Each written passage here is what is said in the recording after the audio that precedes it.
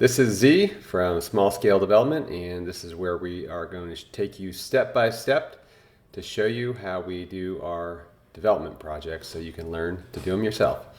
So we talked previously about the zoning map and the GIS maps that you can get from the city. So we looked at that. Now I'm going to take a look at the survey so we can see what the zoning is, where the sewer lines, the water lines are, kind of measure the boundaries. And now I'm going to take you to look at what the survey says. So we got it surveyed.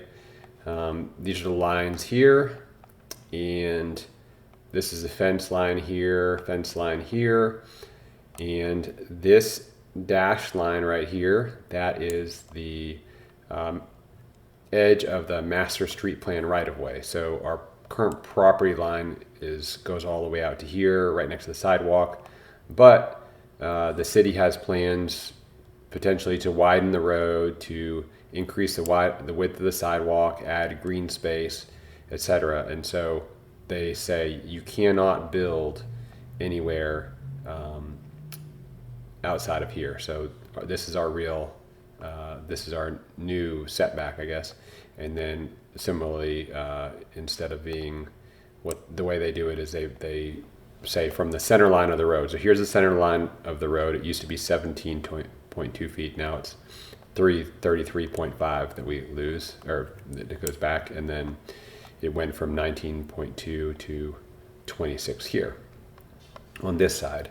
So what we can now see is we get a little bit better feel for how much we have to work with. So we went from, let's say 18 to 26, so we lost about 8 feet here, and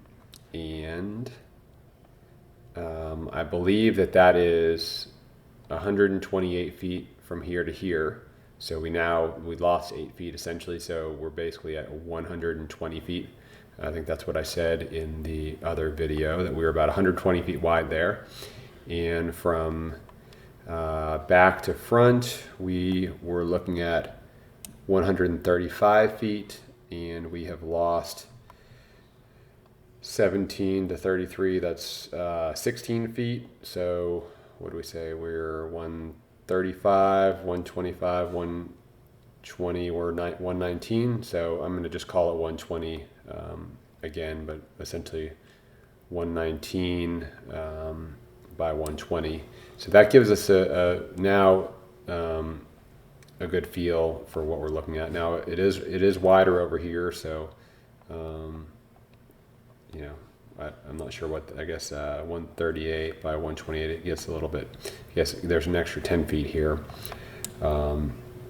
but probably can't do anything here. So again, I think last time we talked a little bit, we have 18-foot wide lots. That's the minimum lot, and so you could put a lot here, and then put a lot here along this, divide it up. So you have a lot of frontage here to deal with lot lines. There's no minimum lot size, so you could cut it up all sorts of ways, but pretty much limited to 4 to be in the small scale threshold. Couple other things to note here is you can see here the overhead power coming across right here. There's water underneath the sidewalk. There's sewer. That's what we saw on the other map, the GIS maps. So those look about like what we saw. Now, let's see.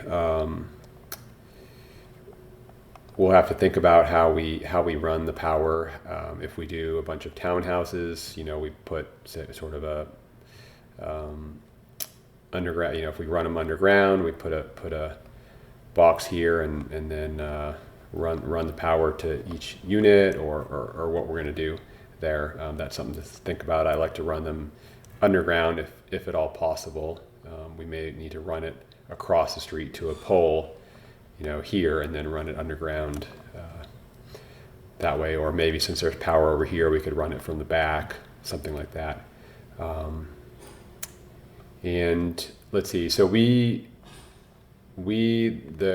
not sure what the cost was for this survey exactly. We did it with a few others. Our bill was, it had 3 properties on it. It was a bill for 1,800.